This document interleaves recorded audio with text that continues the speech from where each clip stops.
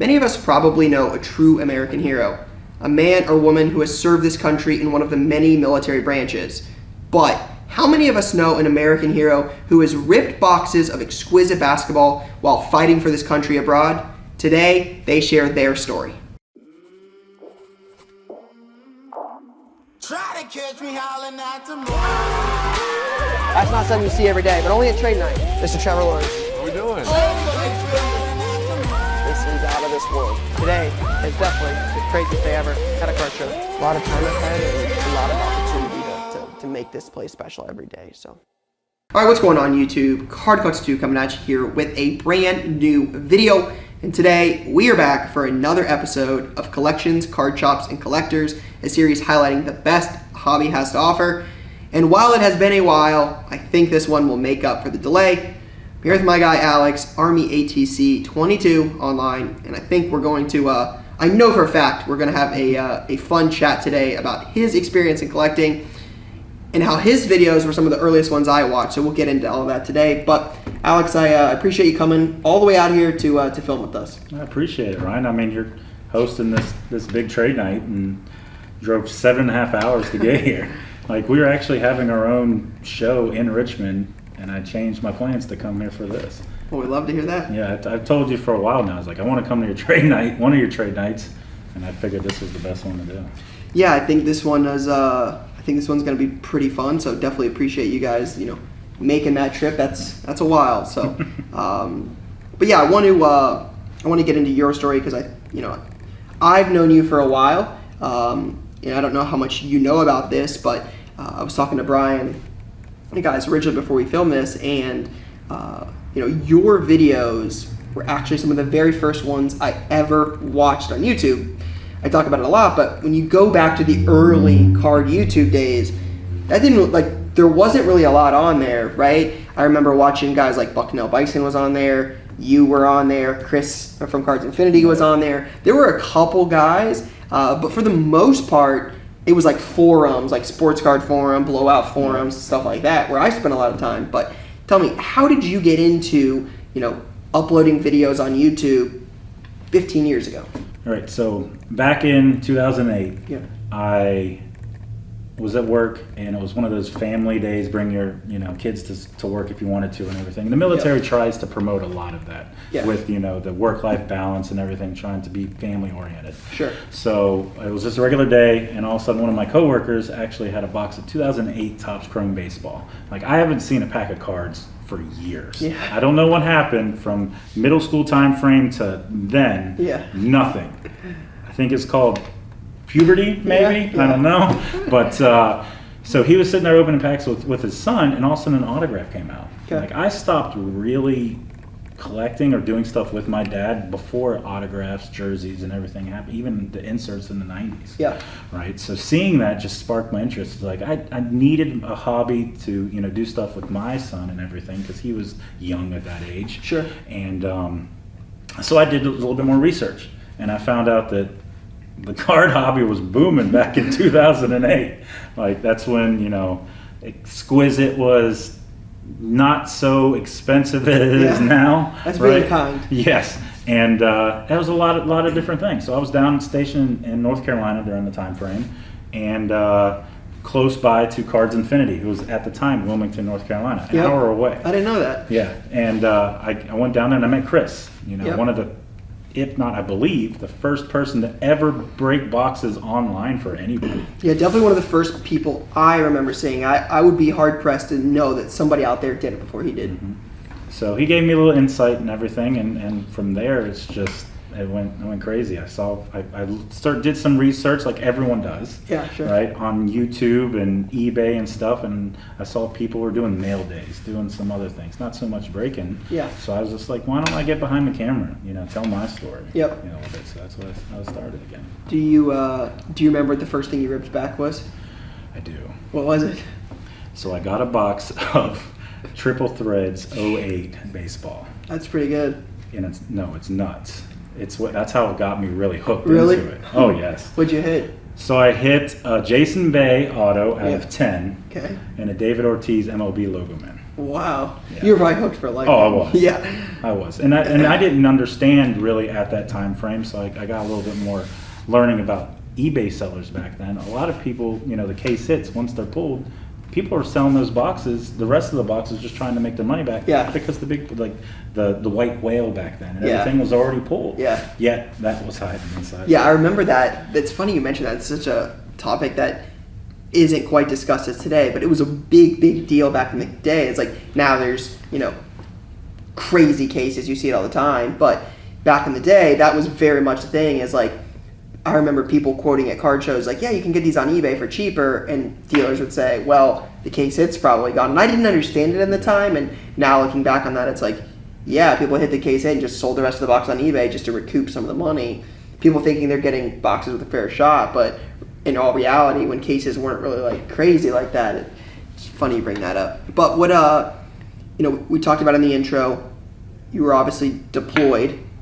You served this country, so first off, thank you for your service.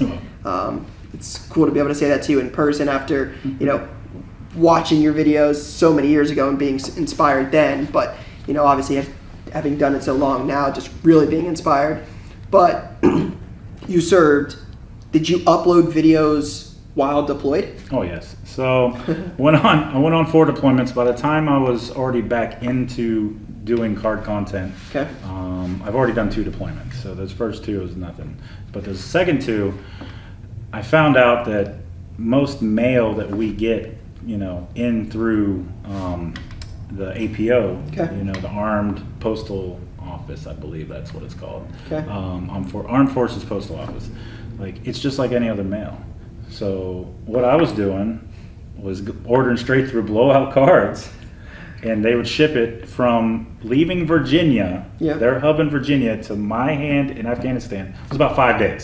That's pretty How good. many people on the West Coast gets it longer than that? Yeah. Right? Or even Hawaii. Yeah, Right? round from the West Coast definitely takes a while. Yeah. So that was incredible. And back then, being deployed, tax-free money, divorced, I had money to play with.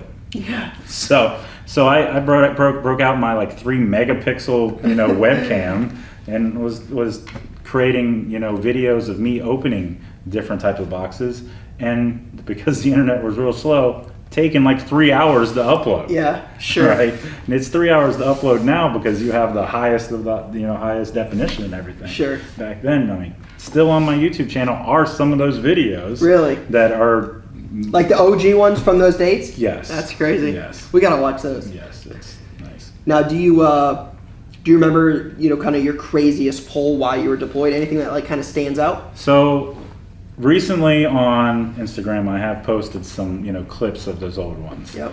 I don't know which one's funny. Probably one of the bigger ones was a Michael Jordan limited logo out of 23, the most limited logo to the jersey number.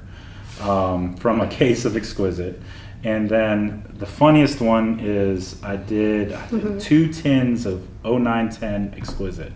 And I was like, I got one rookie, Stephon Curry, and then I was more going crazy for a LaMarcus Aldridge patch auto instead of a Steph Curry auto at, I think it was 335 was the higher number one. I don't assume you remember what those boxes cost.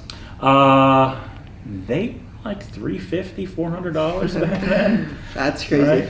Yeah. I think elite first off the line football costs that now, so it's just kind of crazy looking back on it. Yeah, that's the big difference there, right? But I think obviously you've done so much content now.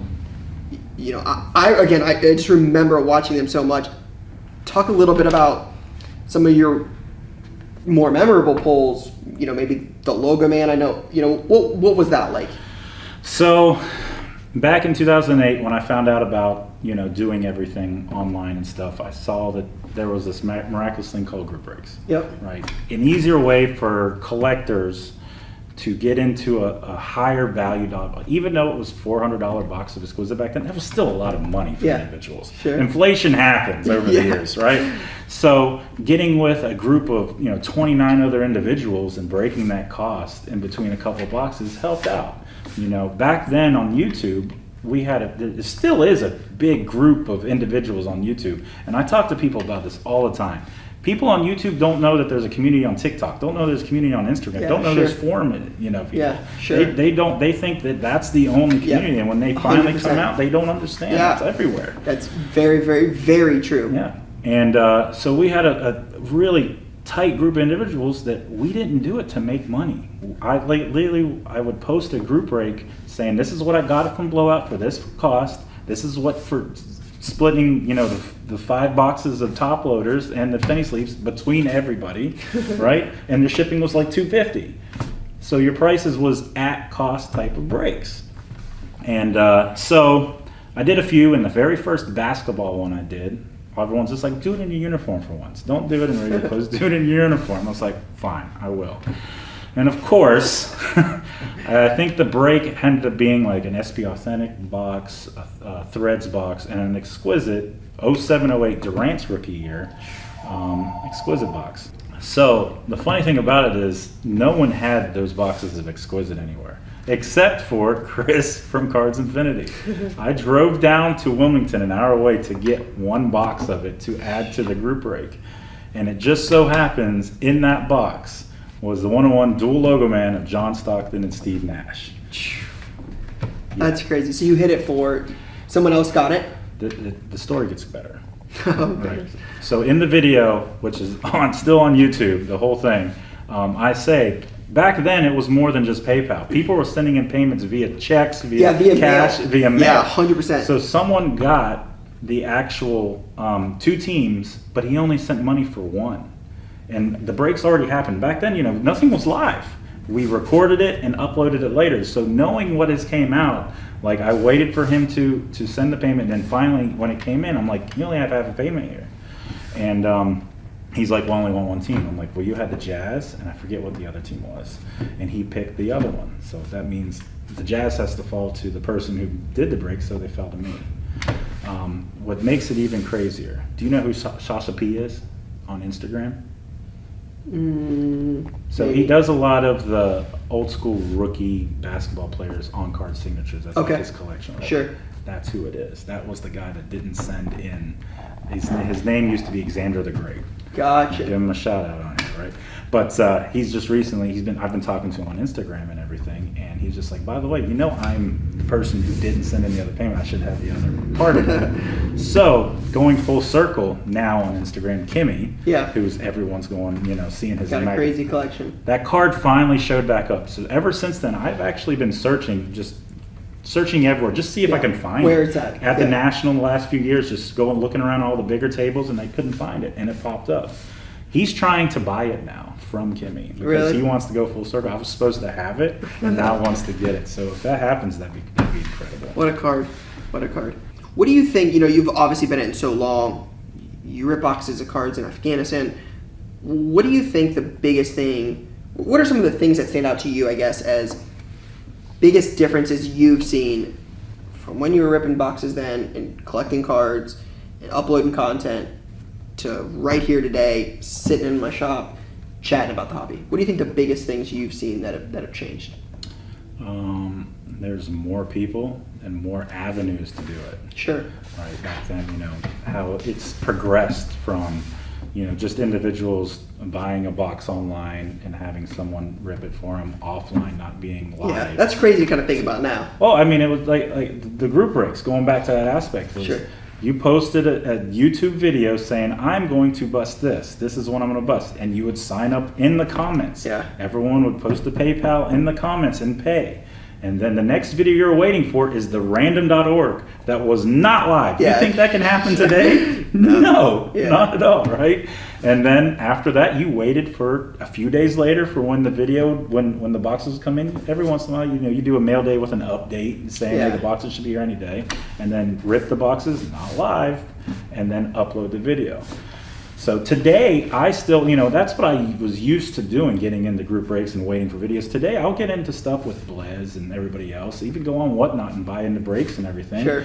And I leave. And I come back later and watch the videos on my own time rather than waiting, going through all the, opening the packs and everything else like that. So it's the different, of course, the electronic, world, and coming out with so many different avenues, like I said, to do everything with, and there's a lot more people involved. Yeah. I think the younger generation who's always on their tablets and phones are getting involved a lot more. Yeah, sure. With it than it was back then. Yeah, and I think that's the big thing is like, again, I gave credit to you earlier, like you were one of the very few people actually uploading videos back in the day.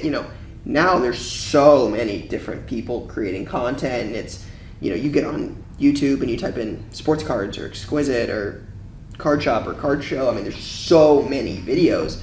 Back then, it wasn't readily available, and it's, shout out to you for being one of the OG card YouTubers, because it, I think it was, again, I talk about it a lot, but I didn't have a ton of people back then, like, to look up to and, like, aspire to be, and, like, could show me what it's like to buy and sell and transact. And I know you had certainly other priorities in life then, but I definitely appreciated it, just being able to kind of see that kind of stuff. So it's cool to be able to do this 15 years later. Really that full circle moment for me. Like how many subscribers do you have on YouTube?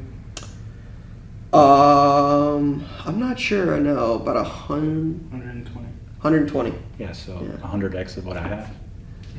Like, isn't that crazy? Yeah, like, I was doing it, but I mean, I had gaps, of course, right, in between because of what I was doing and everything. Sure. And way more important stuff. Yeah. So, but imagine like if I would have kept full force. 100%. Right? Yeah. Where it would be today or whatever. So, if you're watching this, you sub to him. Just come sub to me real quick. We'll make sure we put the link to Subtag down below for sure. But what were some of the challenges? Like, obviously, you're on the other side of the world fighting for this country in a war. What were some of the challenges like you had to face with collecting cards while living that life? I don't know about other veterans and people in the military, because there's a lot that actually deal with the card community, because it's anyone that really knows sports. Yeah, if sure. They even see anything card-wise, we have that connection. Yeah. Right. Sports enthusiasts, Sure. and stuff. It's more the people given the thinking that you're like a nerd dealing with trading cards. Sure. So you're supposed to be the big macho man, guy in the army and everything else like that. How do I do this around the others or talk to the others without really looking like the nerd aspect, right? It's easy. Pull a card, sell it for $1,000, and be like, look what I just did off of this one little thing here, right? Yeah. Money talks like crazy. Yeah, sure. So that was a huge, like, do I hide it from my coworkers? Sure. Do I not? And everything else Sure. like that. And I think people still do that today. Yeah, 100%. Right. I remember doing it in college. So, in high school and college, it wasn't like hey, go collect trading cards, it's the coolest thing on earth, right? Being an entrepreneur, aspiring to do that, it wasn't like, that was kind of lame for like the kids I hung around with. So, again, completely different worlds, but I definitely, resonate with that. Mm-hmm. How long did you end up serving for?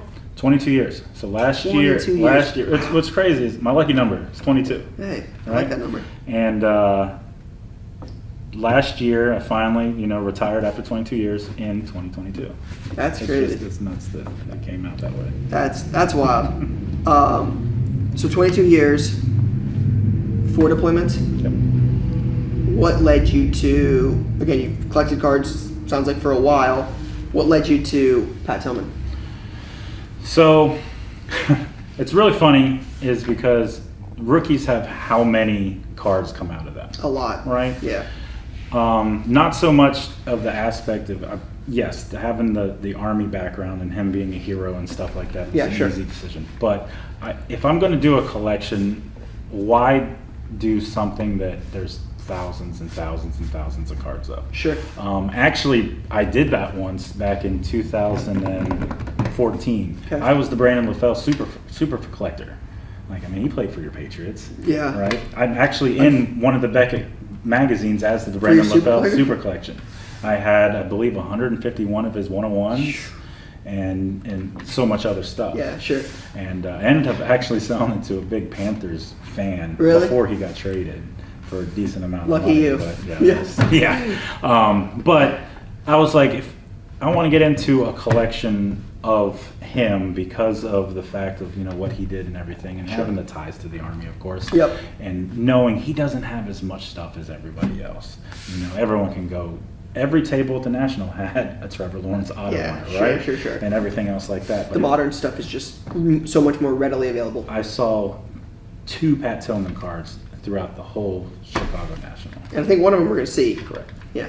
Yeah, it's definitely different now. You know, I collect a guy from 2003 who has cards in 2 different products, has no pro uniform trading cards. So I will say, and I think you could probably attest to this, but I think that's the big, again, just because you've lived through multiple decades of collecting cards as I have, I think you would probably agree.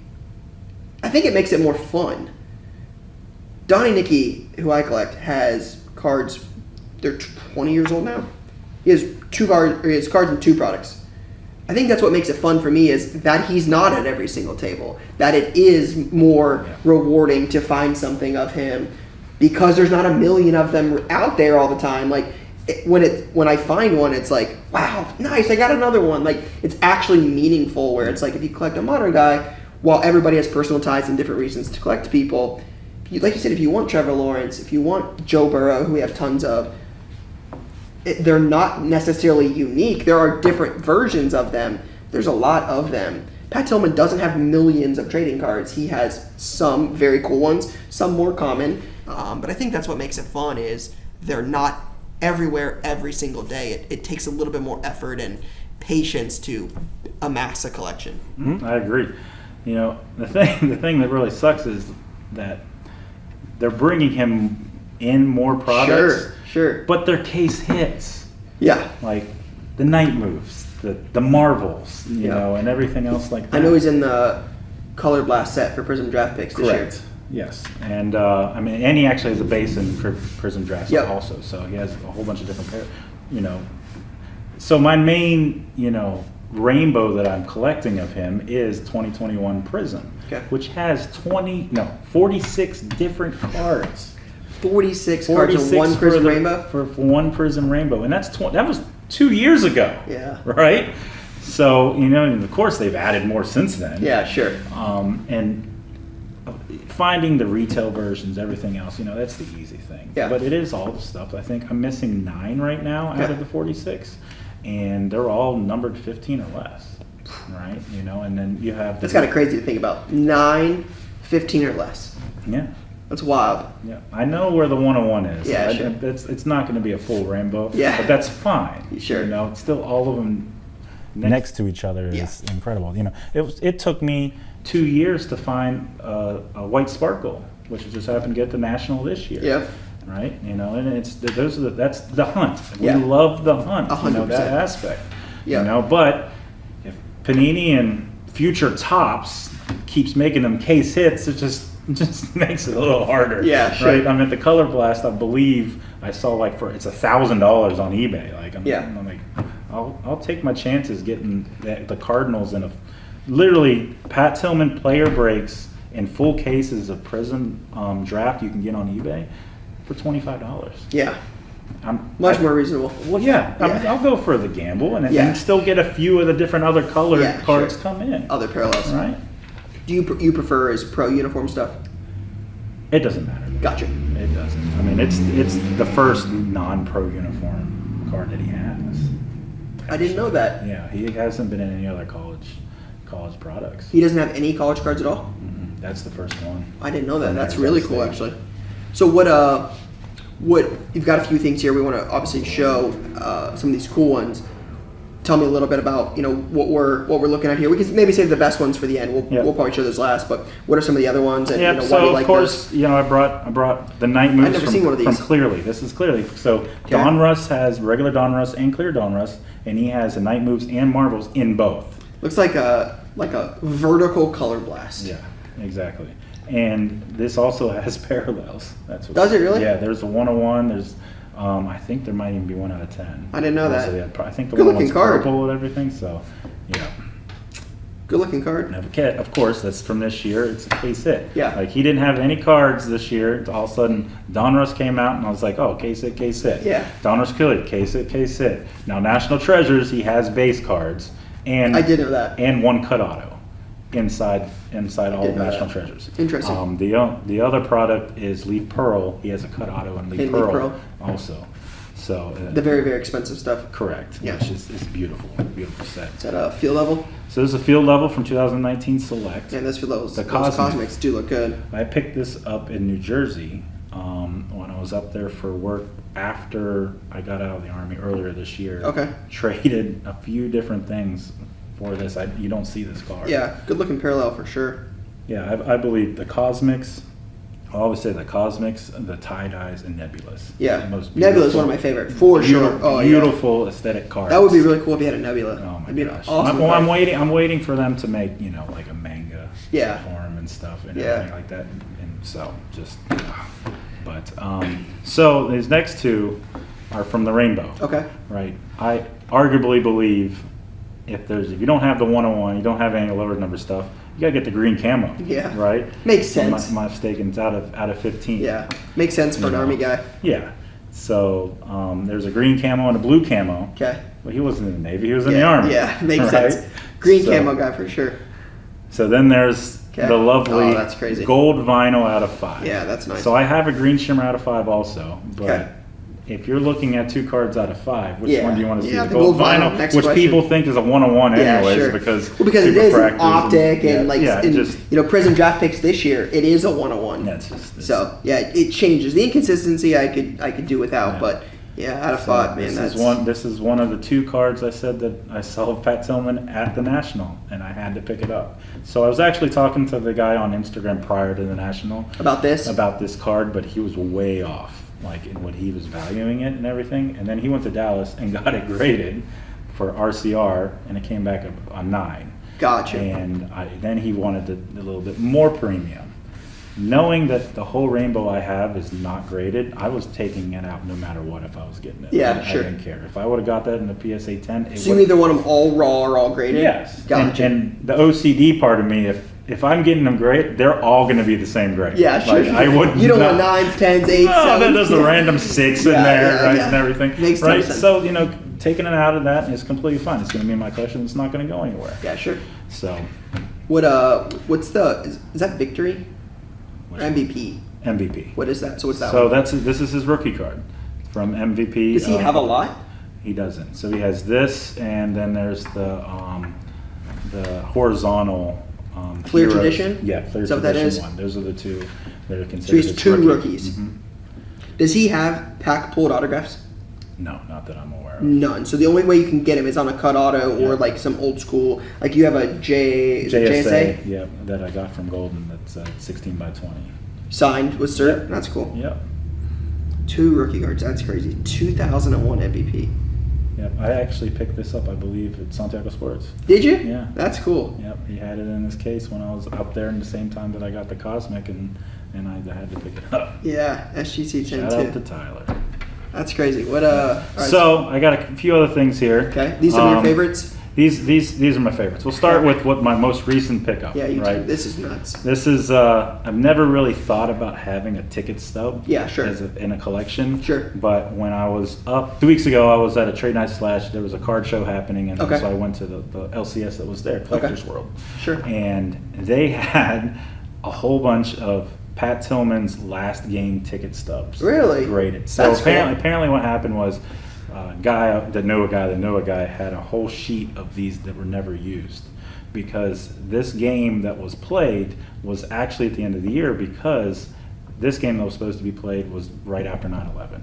So they Wow. postponed the game, and then they Wow. played this at the end of the year instead. But did he play in the game? He at the end of the year, yes. Gotcha. So And that was his last NFL season? last NFL. So 9/11 is the reason why he did join. He left the NFL and joined. Deployed shortly joined after? the Army right afterwards. Gotcha. So PSA, which I didn't know, I've never seen these. I've seen them raw. I've just never seen them graded. Yeah. PSA actually has on there game postponed 9/11, Yeah. played on that date. Pat Tillman's last game actually on the slide. Interesting. Yeah. I think it's funny. I'd have to check the date. I think January 6, 2002 is the day Ohio State. It's pretty close to the day Ohio State won a national title. That's pretty. I gotta get me one of these tickets. It's really, really close to that date. I mean, January because you 6th, have a little 2002. Tillman collection too. Like I have a few. I Yeah. have a couple. It's not nearly this crazy, but that's actually pretty cool. Game postponed. Last NFL game. Yeah, it's supposed to be played Sunday, September 16th, 2001. That's wild. Were you deployed? Were you enlisted at this time? I was stationed in Germany. At this time? Yep, and when 9/11 happened. So because Wow. because we were 6 hours ahead. Yep. The reason why ATC, it's air traffic control. So Army, I was in the Army and I did ATC and my lucky number's 22. Gotcha. So Makes a yeah. bunch of sense. Yes. Kind of everyone's just like, so like, people say Army TAC and everything Yeah. else, and it's just funny. So a lot of people just call me Army, like online. So I opened the control tower that we had on base that morning. So I did my workout in the afternoon, going to the gym. When I went into the gym, no one was working out. We had a little 13-inch TV in the corner that everyone's huddled around. As soon as I walked over is when the second plane went into the second tower. That's crazy. You're on the other side of the world. Yep. I was in 3rd grade. Isn't that crazy? Man. Could you even remember it being in 3rd grade? I remember it. It's one of the few days I remember very, very vividly. Yeah, like my mom came into school to get me. She was like in tears, hysterically. And I had no idea, right? I mean, I'm in 3rd grade. I remember walking up the stairs. I remember it like it was yesterday. Again, I don't remember every single detail, but there are like some scenes in my mind from that day that I'm like, I just remember literally like it happened yesterday. So it's kind of crazy. Again, it's just obviously being such different ages, the fact that you were deployed on the other side of the world, just, man, very, very crazy. But definitely a cool ticket. You said he's also got a first game ticket as well? Yes. I mean, so just recently, a few days ago, I was outbid on eBay by, like I said, the OCD aspect, right? Yeah. Is I'd never seen another one, but it just happened to be a 5. Which is what you have on this one? Which I have on this one, Yeah. and I would have been perfect. Sounds like the perfect pairing for you. Oh, I know, which actually had his first game, and it says the same thing, Pat Tillman's first game on it. The funny part about it is DC Sports is the one that was selling it, which is literally 40 minutes away from me. Yep. And the person that bought it, I know is a collector down in Hampton, Virginia, that has a huge Pat Tillman collection also. Yep. And he messaged me saying, "Look what I got," and I replied back to him like, "You outbid me with the screenshot from eBay saying that I didn't win the auction." I was just That's it was tough. gonna work perfectly. So yeah, it was.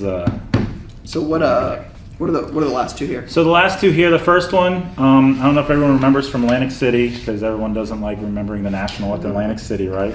Pac-Man did a thing with Golden. Yep. He picked 3 individuals to find their Grail card, that they wanted. And the card that I actually put Army ATC on there, and I said his Downtown Raw, and it was funny because he was just like, raw, like whatever. So he was looking for a downtown for me and couldn't find one. There was one on the floor, but they wanted $3K for PSA 10. I mean, they had one at auction with Signatures for Soldiers at the same time. Yeah. But I just didn't want it. I had money for one, but I said raw because I wanted a raw one because it was going to collection. I didn't need it graded. Yeah. So he couldn't find one. So for a consolation prize, he actually found from, I believe it's 2020. That's crazy. The Stars and Stripes variation, numbered to, I think it's 11. Yes. I think it's 11. Yeah. So this was also graded. It was graded I think a PSA 7 or 6, something low. But of course, I didn't need it in I think it looks better rather than being in that PSA slab into one of the pro molds. Just looks beautiful with the stars. Yeah, I think you've done a really good job of getting very Army-like parallels, right? With the Stars and Stripes, the green camo of a real American hero, Pat Tillman. It's I don't know if there's a more fitting card than this. I mean, we're going to talk about one that I have myself that I love and is a really special piece, but I don't think I've ever actually seen one of these, and now I'm like, I really want one of these. This is really cool. This is just the perfect parallel for Pat Tillman. And he has 2 because he has one in this year's. 2022? Mm-hmm. Gotcha. Stars and Stripes? Yeah. I didn't know that. Yeah. Interesting. So. All right, tell the folks about the last one. So the last one, of course, you can probably tell it is the Downtown. Right? Yep. So the story with this, it's you can't make it up. So, of course, went to the National looking for the downtown. I've searched online and stuff, but I didn't really want to find one online and get it because there are a lot of fakes of this card. So not finding it at the National I came back to Richmond just distraught, right? I was just like, I have all this cash set aside to get one. Yeah. Right. That's way of budgeting and everything else. First show I did in Richmond that I set up at. After this. Week after the National. That's at a case 2 tables down from me. And I couldn't pull the trigger fast enough. Yep. And you got to think that was 2 years ago. Yep. The price that I got that for is about $400 cheaper than it goes for right Really? today. Yeah. I think, in my opinion, this is. You would have a hard time convincing me there's a better designed Panini America card all time. I think this is the best designed one they've ever had. It is. Yeah, like this is as good as it gets for sports card designs of Pat Tillman. I mean, just in general, I don't think there's been a cooler designed card. This is, like, to me, I mean, just screams America. Yeah, it does, without a doubt. I think the whole, downtown parallel in general, 100%. right? Yeah. It's like you think about all the old school inserts that are coming back, the Dunk and Go Nuts and stuff like that. Like the downtowns in the long run, especially because everything that's happening in between, the companies and stuff, you're not going to see parallels like that ever again, right? So the value of this stuff is just constantly going to rise. Such a great design, such a cool card. Again, like you said, Pat doesn't have a ton, so this is his only downtown still to this day, I believe, right? Now that may change, but again, like you said, with unknowns, with who's going to be making cards, when, how, for how long, like you don't know if he's ever going to get one again. This is a cool card. Yep. You've got some amazing stuff here. What's kind of like what do you want to be able to pick up with Pat in the coming months, years, etc.? Like, anything in particular you're after that's... The Color Blast now. Gotcha. From Prism Draft. Sure. I honestly believe, certain color blasts, just the way they look, just also with the different colors in the background, is really nice looking. Prism Drafts is a pretty good one this year. They look really good. They do. We hit one of Jackson for a customer in a break, and it was not mine, and I was a bit disappointed I didn't get to keep that one. When Panini started making cards like Flawless and everything with more white on the background, how much backlash did they get? Everyone all like this plain space, like you got to use it. Yeah. Then seeing so much cards coming out that has too much busy stuff around. Now looking back at those Flawless cards, it's beautiful. Yeah, some of the early Flawless stuff definitely looks amazing. Well, I can't thank you enough again for many things, right? For the early YouTube content, for serving this country, for driving 7.5 hours to trade night to show the world, this cool Pat Tillman collection, but more importantly to tell your story. So I just want to say thank you for all of it. So shout out to those of you that made it this far. Make sure you guys check out Alex's channels. People can find you anywhere online at Army ATC. All the different social medias, Instagram, even TikTok. There we go. YouTube. A lot of the videos from back when 10, 15 years ago are still up on YouTube. I love it. So go check them out. Appreciate you guys watching. Make sure you guys check out Alex. But for now, that's all I got, guys. Peace.